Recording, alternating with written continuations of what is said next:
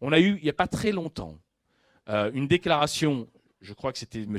Castaner, qui a dit, ou M. Macron même, les violences policières, ça n'existe pas.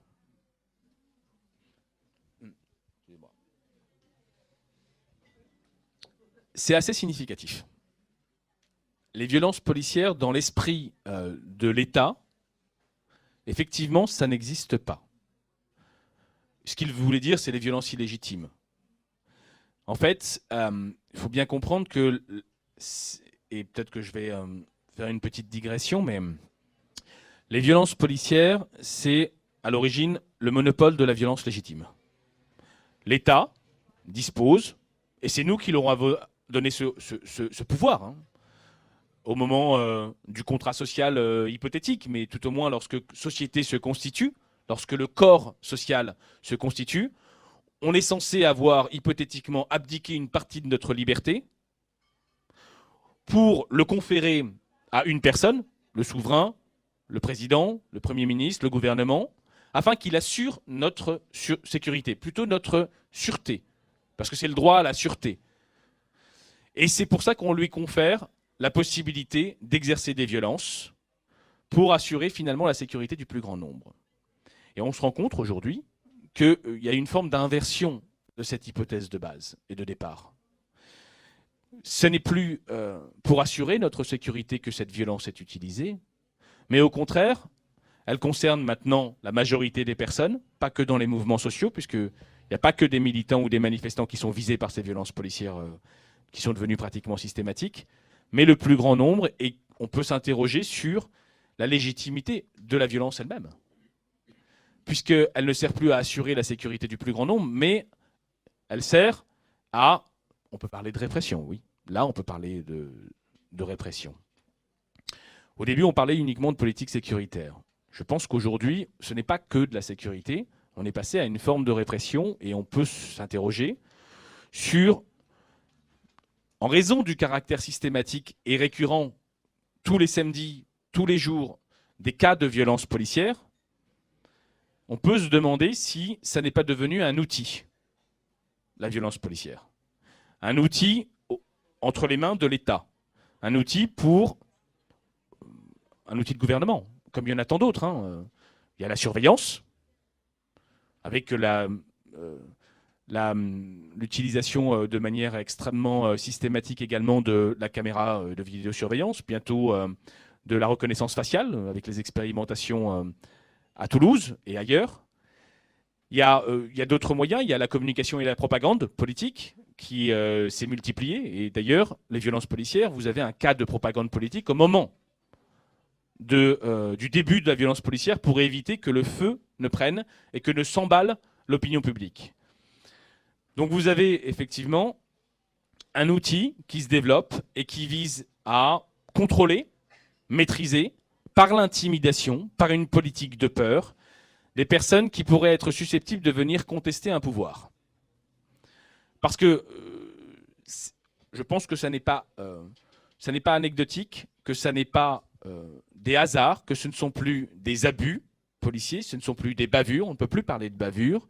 Quand on voit depuis la loi El Khomri, depuis les manifestations sur la loi El Khomri, la loi travail, quand on voit les manifestations et le mouvement des Gilets jaunes, chaque samedi, des personnes qui sont éborgnées avec ce fameux LBD 40 qui est venu remplacer le flashball. Flashball, c'était une balle en caoutchouc. Il y avait une portée de 15 mètres. Maintenant, ce sont des LBD 40 qui sont censés être plus précis, donc moins dangereux, mais en réalité, ils ont une portée de 40 mètres et ils envoient des balles à plus de 300 km/h. Les médecins ophtalmos que je vois souvent, malheureusement, le lundi matin, après qu'une personne m'ait désigné, je vous donnerai des cas, c'est public, donc Jérôme Rodriguez ou d'autres qui ont perdu un œil, la vision ou un œil. Quand vous êtes touché avec une balle de LBD 40 à 300 km/h, quelle que soit la distance, dans l'œil, vous perdez systématiquement et de manière automatique la vision. Il n'y a pas d'autre possibilité, ce sont les médecins ophtalmologistes qui le disent, il n'y a pas d'autre possibilité que de perdre son œil, voire d'avoir des dégâts beaucoup plus importants, des dégâts irréversibles. Vous avez un médecin qui est assez engagé, qui s'appelle Laurent Tinès, qui est à Besançon, qui a qui a fait pas mal de prestations sur les violences policières pour expliquer, après avoir regardé les IRM ou les scanners de cerveau qui avaient été touchés par des balles de LBD 40, des dégâts irréversibles mais qui ne sont pas visibles. Donc on n'a pas tout de suite conscience que ces dégâts causent des conséquences irréversibles pour le reste de sa vie. Vous avez les grenades dans les mouvements des Gilets jaunes. Des grenades, mais avant aussi, bien évidemment, puisque ce n'était pas Rémi Fraisse, et puis encore après, pendant les lois travail, et dans tous les mouvements sociaux, vous avez plusieurs types de grenades qui sont utilisées. Alors, je vous ai parlé de la grenade au FF1, on l'a fait interdire après le décès de Rémi Fraisse. Pas vraiment, ils ont quand même attendu le mandat de Hollande pour l'interdire définitivement, elle avait été suspendue. En tout cas, en maintien de l'ordre. Vous avez d'autres grenades similaires. Vous avez, je pense, pour beaucoup entendu parler, parce que, encore une fois, ces violences sont devenues visibles. Elles sont devenues visibles notamment grâce au mouvement des Gilets jaunes. Ça ne concernait plus des personnes noires, arabes, dans les banlieues. Donc il y a eu une plus grande identification du reste de la population française à ces violences, même si elles étaient déjà systématiques en banlieue. Ces grenades, vous avez les GLI-F4, dont vous avez certainement entendu parler. C'est un hybride entre les grenades lacrymogènes et les grenades dont je vous parlais au FF1, puisqu'elles contiennent 24-25 grammes, selon le fabricant, de TNT, un explosif là encore. Elles explosent, elles émettent du gaz, mais en explosant, elles ont un effet de souffle. C'est ce qu'on appelle l'effet blast, qui peut créer à proximité, qui peut tuer à proximité d'un corps. Il n'y a pas eu encore de cas de mort, mais il y a eu des blessures extrêmement graves, des mutilations. Beaucoup de gens ont perdu une main arrachée, un pied. Et puis ça ne concerne pas que les manifestants, hein. Ça concerne également les forces de l'ordre qui l'utilisent. Il y a eu des cas d'accidents graves dans les centres de formation en maintien de l'ordre à Saint-Astier. Des gens qui ont perdu une main, mais également dans les manifestations. Quelqu'un qui utilise mal sa grenade perd sa main, son pied, quelque chose d'autre. Et puis vous avez les grenades lacrymogènes et un nouveau type de gaz. Alors c'est de la poudre qui est utilisée depuis à peu près 2 semaines. On a des retours sur ces gaz puisqu'ils créent des conséquences graves avec des personnes qui crachent du sang, qui sont à l'hôpital, qui ont des effets secondaires très lourds. On essaye d'obtenir la composition de ces nouveaux gaz. C'est compliqué parce que c'est le tribunal administratif et les juridictions administratives protègent l'État. Donc toutes ces armes font partie de l'artillerie de l'État et avec la Ligue des droits de l'homme, mais pas que, il y a eu d'autres associations qui nous ont rejoints, on essaye de faire un travail sur l'interdiction, tout au moins la suspension de ces armes. On a fait plusieurs recours, notamment pour le LBD 40, et avec un collectif d'avocats qui avait des victimes de grenades GLI F4, on a également fait un recours devant le Conseil d'État, c'est en cours. Devant le Conseil d'État, en référé, ça n'a pas abouti pour le LBD 40, malgré l'évidence des conséquences dramatiques. Devant la Cour européenne des droits de l'homme, en matière provisoire, donc c'est une procédure d'urgence, ça n'a pas abouti non plus.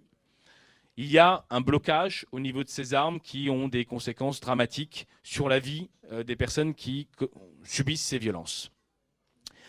Moi, ce que je vois, je peux vous le dire, hein, malgré la communication qui se met en place sur toutes les chaînes de télé, avec les syndicalistes de police et avec le ministère de l'Intérieur, qui nie ces violences, jusqu'à l'existence de ces violences, jusqu'à l'existence des victimes. On leur nie la qualité de victime, finalement, en niant l'existence de ces violences policières. Ces communications ont pour effet bien d'empêcher finalement l'institution judiciaire, l'institution administrative, d'empêcher l'utilisation de ces armes. J'ai combien de temps là ?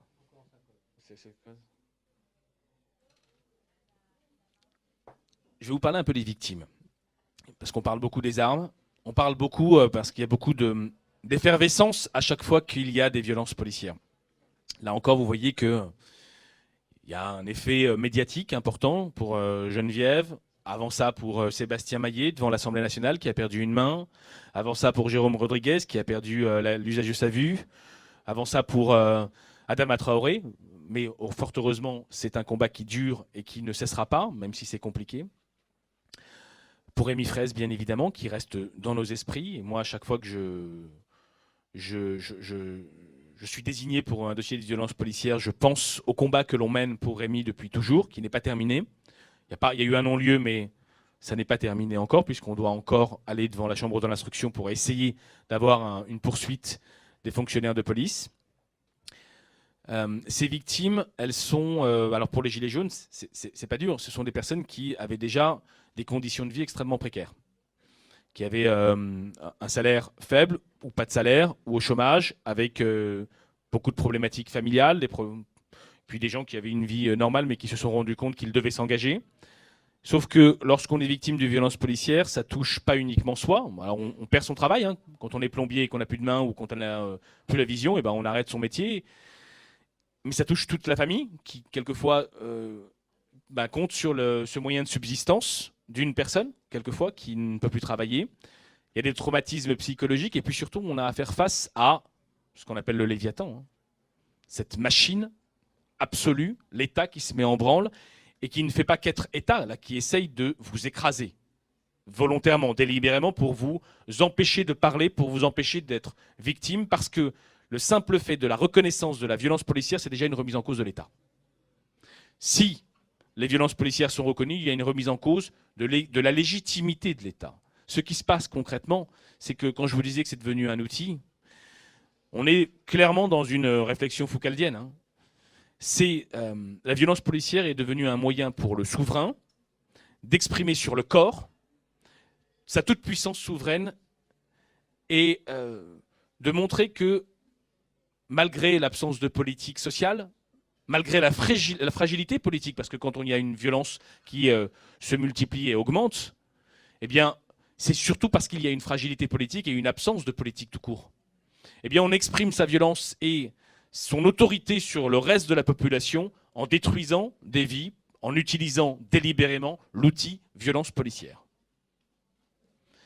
Ces victimes, elles sont détruites et en même temps, elles ont une force qui me fascine. Je suis, pour vous dire, absolument admiratif quand je vois des personnes qui viennent de perdre la vision, qui viennent de perdre une main, me dire demain, il faut que j'y retourne. Demain, je dois être à l'acte suivant. Je m'en fous, j'ai perdu une main, j'ai perdu un œil, mais il faut que je sois là, et encore plus qu'avant. Parce que d'abord, je dois être un exemple, je dois montrer la motivation et permettre à tous mes copains, à la famille ou aux autres, que c'est pas parce que l'État m'a fait ça que je vais m'arrêter et que je vais perdre le courage. C'est pour ça que je dis que le phénomène d'intimidation, il ne concerne pas forcément les victimes, hein. Il concerne le reste de la population. Je ne sais pas, d'ailleurs, si ça aboutira ou pas. J'ai plutôt l'impression que ça crée d'abord une prise de conscience. Si vous êtes aussi nombreux pour le sujet des violences policières, je ne pense pas qu'il y a 10 ans, il y aurait eu autant de monde pour entendre parler des violences policières. Parce que c'est un phénomène qui n'est pas que social, c'est un phénomène politique et c'est un phénomène qui est au cœur qui est le moteur, le réacteur nucléaire du fonctionnement de l'État et du pouvoir aujourd'hui. Ces victimes, donc, on les assiste, mais c'est extrêmement difficile, même quand on est avocat, même quand on est expérimenté en matière de violence policière, même quand on connaît les rouages qui se mettent en place en face, communicationnels, juridiques. C'est très difficile parce que comment on obtient justice et vérité quand on est victime de violences policières? La seule institution auquel on peut s'adresser, c'est l'institution judiciaire. Le problème, c'est que les policiers, les gendarmes, ce ne sont pas que les outils de l'État en matière de monopole de la violence légitime pour restaurer l'ordre. Ce sont aussi les outils de la justice. La justice, elle fait des enquêtes, elle va arrêter des gens, elle met des gens en prison, et elle utilise les fonctionnaires de police et de la gendarmerie pour fonctionner. Et sans ces policiers, sans ces gendarmes, la justice ne fonctionne plus. Elle ne pourrait plus fonctionner. Et les juges pensent que, je pense que c'est erroné, hein, cette réflexion, mais elle fait partie du corps inconscient de l'institution judiciaire.